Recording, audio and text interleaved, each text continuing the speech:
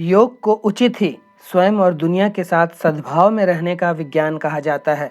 यह न केवल हमारे शरीर को फिट रखने के लिए है, बल्कि हमारे दिमाग और आत्मा को सक्रिय रखने में मदद करता है।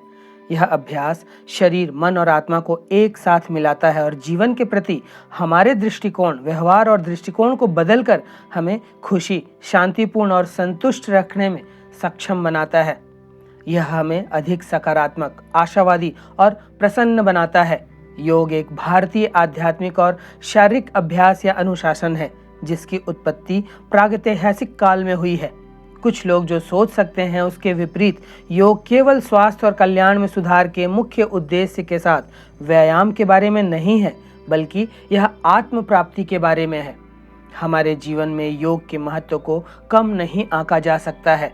यह एक ऐसा विज्ञान है जो न केवल शारीरिक स्वास्थ्य बल्कि मानसिक और आध्यात्मिक कल्याण में भी सुधार लाने पर ध्यान केंद्रित करता है, जो हमारे जीवन की नींव है।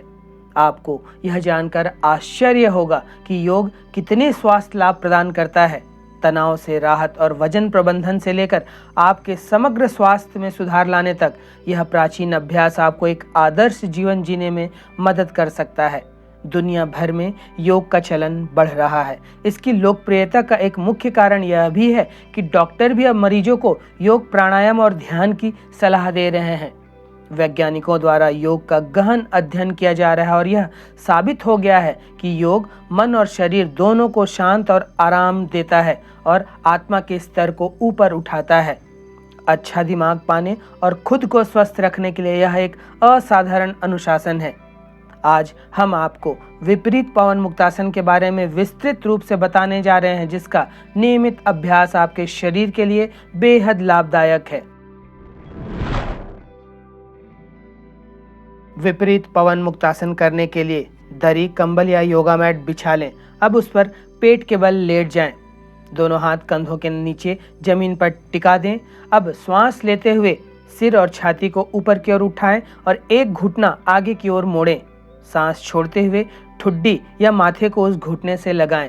इस स्थिति में कुछ देर रुकें, फिर श्वास लेते हुए सिर उठाकर पैर सीधा कर लें। अब यही क्रिया को दूसरे पैर के साथ भी करें, ठीक उसी प्रकार जैसे पहले पैर के साथ किया था। दूसरे पैर के साथ कर लेने के बाद दोनों पैरों को छाती के पास मोड़ कर रखें।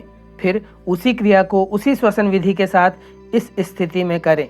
तीनों स्थितियों में से एक एक बार कर लेने को एक चक्र माने। केवल इस आसन का अभ्यास कर रहे हैं तो इसे 4 चक्र तक करें। अन्य आसनों के साथ 2 चक्र करना पर्याप्त होगा। जिन लोगों को ध्यान लगाना आता है वे अनाहत चक्र पर अपना ध्यान लगाएं, तथा जिन्हें ध्यान लगाना नहीं आता वे अपना ध्यान शरीर में जहां कहीं तनाव या खिंचाव हो रहा हो वहां रखें। विपरीत पवन मुक्तासन करने के पश्चात विश्राम अवश्य करें। कुल किए गए अभ्यास के समय का 20% समय विश्राम को दें।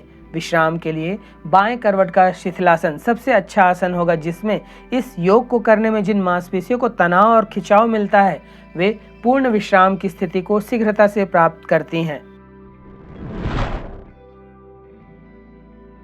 विपरीत पवन मुक्तासन पेट के बल लेटकर किया जाने वाला एक महत्वपूर्ण योगाभ्यास है।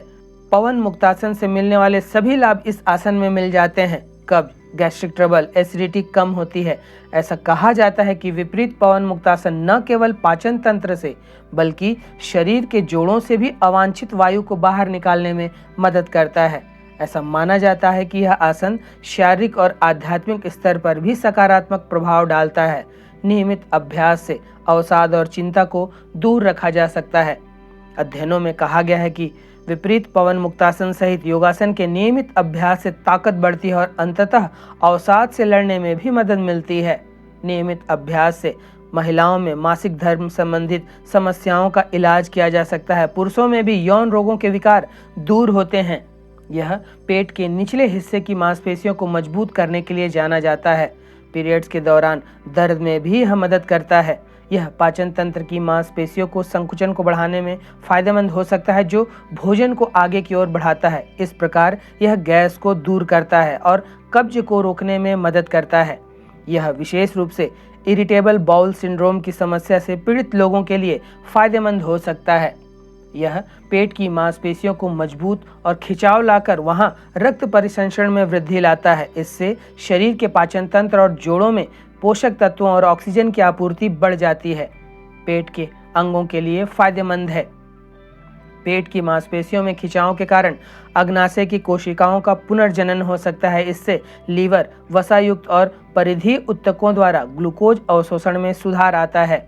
यह अग्नाशय और मांसपेशियों में ग्लूकोज की मात्रा को भी बढ़ा सकता है, जिससे रक्त में इसका स्तर कम हो जाता है। यह एकाग्रता के स्तर में सुधार लाता है, क्योंकि यह मस्तिष्क में रक्त की आपूर्ति को बढ़ाता है। साथ ही साथ चूंकि मस्तिष्क और चेहरे की तरफ रक्त आपूर्ति बढ़ती है, तो यह चेहरे को सुंदर व मस्तिष्क को प्रखर बनाता है। यह पेल्विक और कमर की मांसपेशियों, टेंडन, लिगामेंट्स को खींचने में सहायता करता है, क्योंकि यह शरीर के भीतर गहराई से दबाव पैदा करने में मदद करता है। पीठ की मांसपेशियों को टोन करने और रीढ़ से निकलने वाली नसों को मजबूत करने में मदद करता है। पेट के क्षेत्र में अतिरिक्त वसा को जलाने में सहायक आसन है। इस आसन का अभ्यास करने से पेल्विक क्षेत्र और प्रजनन क्षेत्र को भी मालिश मिल सकती है, जिससे पेल्विक अंगों की टोन में सुधार करने में मदद मिलती है। पवन मुक्तासन को वायु निवारक आसन भी कहा जाता है। यह संस्कृत शब्दों से मिलकर बना है। पवन का मतलब हवा या वायु से है, जबकि मुक्त का मतलब छोड़ने से है। पीठ के बल लेटकर जिस तरह पवन मुक्तासन किया जाता है, उसी तरह पेट के बल लेटकर जब यह आसन किया जाता है, अर्थात विपरीत रूप से किया जाता है, तब इसे विपरीत पवन मुक्तासन कहते हैं। अंग्रेजी में इसे अपोजिट गैस रिलीज पोज कहते हैं। विपरीत पवन मुक्तासन के अभ्यास से अनाहत, मूलाधार, मणिपुर, स्वाधिष्ठान चक्र संतुलित, शुद्ध व सक्रिय होते हैं तथा अभ्यासी को इन चक्रों से संबंधित सभी लाभ मिलते हैं। जब इसका अभ्यास किया जाता है, तब यह आपकी मस्तिष्क की शक्ति को बढ़ाता है, चक्रों के केंद्र को संतुलित करने में सहायता करता है। यह प्राण ऊर्जा का प्रवाह चक्रों के माध्यम से संपूर्ण शरीर में करता है। यह आसन हमारे चक्रों को खोलने में अहम भूमिका निभाता है। जिनके पेट में अल्सर हो, उन्हें यह आसन नहीं करना चाहिए। हार्निया के रोगियों को भी यह आसन का अभ्यास नहीं करना चाहिए। जिन्हें उच्च रक्तचाप की समस्या अधिक हो या चक्कर आते हों, उन्हें यह आसन करने से बचना चाहिए। रीढ़ की हड्डी में दर्द होने पर यह आसन न करें। नितंब के गंभीर रोगी इसके अभ्यास से बचें। कमर में गंभीर दर्द होने की दशा में भी इसके अभ्यास से परहेज करें। गर्भवती महिलाएं इस आसन का अभ्यास न करें। जिनके पिछले 1 वर्ष में कोई शल्य चिकित्सा हुई हो, वे भी इसके अभ्यास से दूर रहें। उच्च ज्वर की दशा हो, शरीर अत्यंत दुर्बल या कमजोर हो या किसी गंभीर बीमारी से ग्रस्त हो, तो इसके अभ्यास से दूर ही रहें। इसका अभ्यास खाली पेट ही करना चाहिए, इसका विशेष ध्यान रखिए। विपरीत पवन मुक्तासन के अभ्यास का सबसे सही समय सुबह का होता है। तो यह था विपरीत पवन मुक्तासन करने की सही विधि, इसके लाभ व इसे करने में बरती जाने वाली सावधानियां।